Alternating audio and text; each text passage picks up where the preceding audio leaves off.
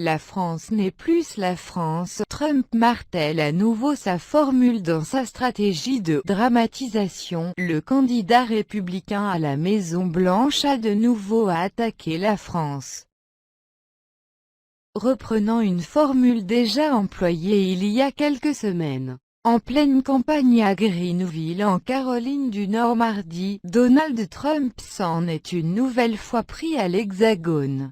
Comme à son accoutumée, le candidat républicain a rapporté un échange passé avec des proches pour justifier son argumentaire. « J'ai des amis qui vont en France chaque année, ils adorent ce pays. Je leur ai demandé, et cette année, comment ça s'est passé ? Ils m'ont répondu, on ne va plus en France. La France n'est plus la France, a confié Donald Trump, c'est catastrophique.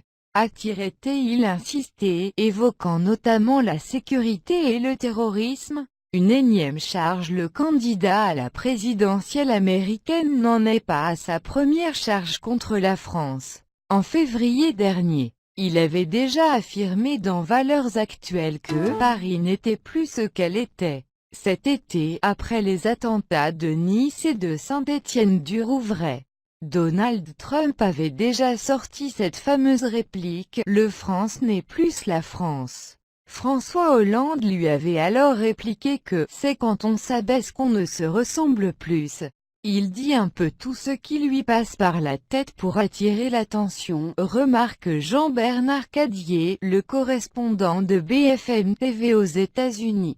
Le milliardaire est clairement dans une logique « America First ». En d'autres termes, sa stratégie consiste à attiser les peurs, noircir le tableau, insister sur les mauvaises nouvelles pour laisser entendre qu'il est le seul à pouvoir sauver son pays, souligne Jean-Bernard Cadier. Par pp. Ailleurs sur le web, comment localiser votre voiture grâce à Gadget Fever? Les écouteurs sans fil d'Apple utiliseraient le Tom's Guide dans un miraculé.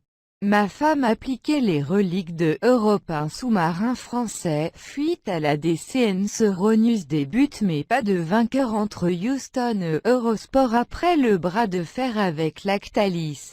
Les producteurs, l'expansion. L'édito de Christophe Barbier, au lac, l'Express au Yémen, le judo pour oublier la guerre. Euronews. Les drones vont-ils bientôt devoir se faire? The Tom's Guide.